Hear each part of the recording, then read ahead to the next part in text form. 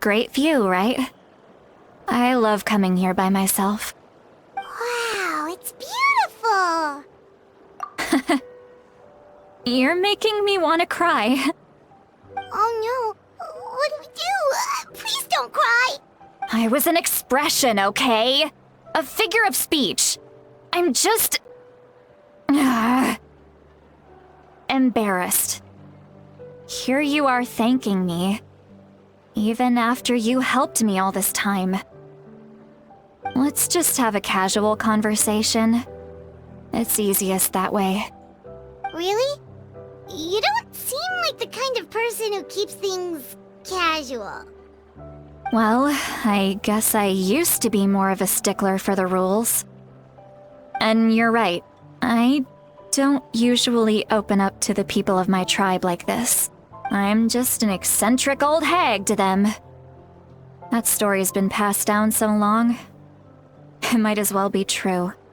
But you're just a regular person.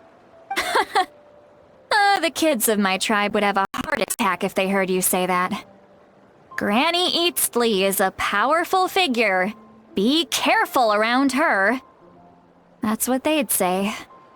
Well, you are powerful. Are they afraid of you? Some are.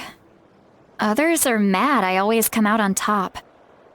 A few decades like that, and people stop knowing how to deal with you. What about you? Are you scared of me? We don't find you scary at all. That's because you're not from my tribe. You don't know how many delusions of grandeur I've destroyed just by existing.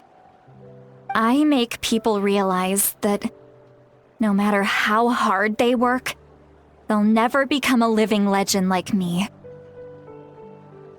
Oh, not to brag or anything. Maybe it's hard to believe. Just pretend I never said anything. We believe you. Shilonen has full faith in your abilities, and Auroran didn't seem scared of you. He thinks of you as his granny, right? Yes, but Auroran's a special case. Mawika already told you about her plan, and you've given so much help to Auroran and me. You deserve to learn the full truth. Auroran's not like other people. As I mentioned, he was abandoned as a child. The reason being, his soul is incomplete. The Masters of the Nightwind view this as a bad omen, capable of bringing about illness and misfortune. No one knows who his parents were. He was just left on a rock in the wilderness. It's a miracle he wasn't devoured by some wild beast. The Masters of the Nightwind believe they can see human souls, and in Auroran's incomplete soul, they saw a possibility for Natlan. A possibility to turn Auroran into a vessel for lost souls. The ceremony would allow lost souls to gather within him. Auroran would then be sent to the Night Kingdom to return the souls to their rightful place, strengthening the ley lines and completing the ceremony. Wait, that doesn't sound right. Now you see the problem. When damage occurs to the Night Kingdom, the souls held within disperse and remain adrift, unable to find a way back to the ley lines. The ceremony can send back countless souls at once, which would benefit the Night Kingdom and the souls themselves. Of course, the vessel, Auroran, would be sacrificed in the process. I wasn't surprised the chief at the time came up with the plan. The ley lines were already in a terrible state. A suitable candidate for the ceremony appears, and now you have the chance to make things better. Of course you're going to take it. When the chief asked for my opinion, I didn't give my approval, but I didn't object either. So they went ahead with the ceremony. It failed, and Auroran escaped with his life. Pathetic, isn't it? By not objecting, I basically gave them the go-ahead. Maybe they didn't have my explicit approval, but it's not like I did the right thing. If the ceremony was successful, Auroron would probably be dead. Of course, in my tribe, death is rarely something to fear. But what kind of message would we be sending by sentencing a newborn to death? By using a human life as a tool? It's not right. So, when I learned the ceremony had failed, I was ashamed by my inaction, and absolutely relieved by the result. The plan was never a secret. Or, I guess I should say, there was no point to keeping it a secret. A simple investigation from Auroron would reveal everything. Everyone thought he would be happy he survived. And he never really said anything to the contrary. But just as I was about to put all of it behind me, he asks this question. Would Natlan have been saved if the ceremony succeeded? Wait, but it's not his fault. He knows that, but he still feels guilty.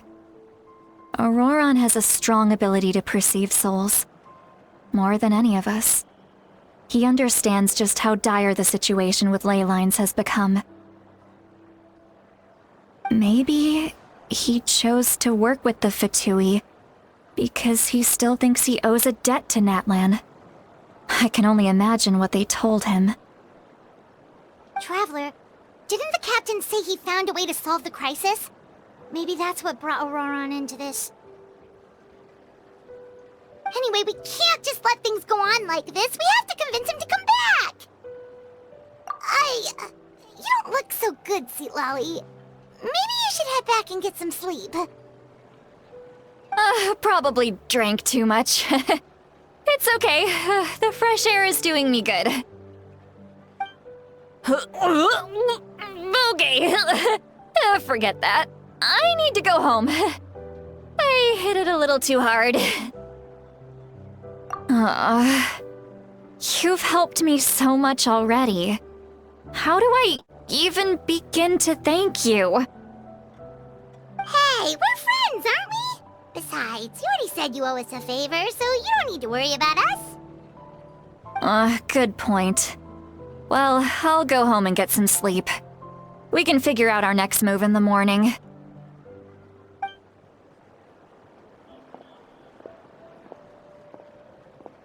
Friends.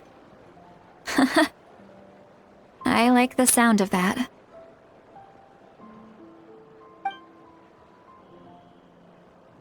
Auroron's probably back with the captain, don't you think?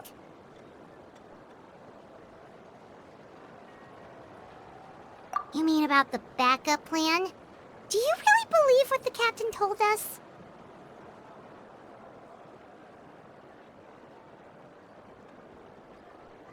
Yeah, you're right. We should just go to her directly. But she's probably asleep. We can find her first thing in the morning.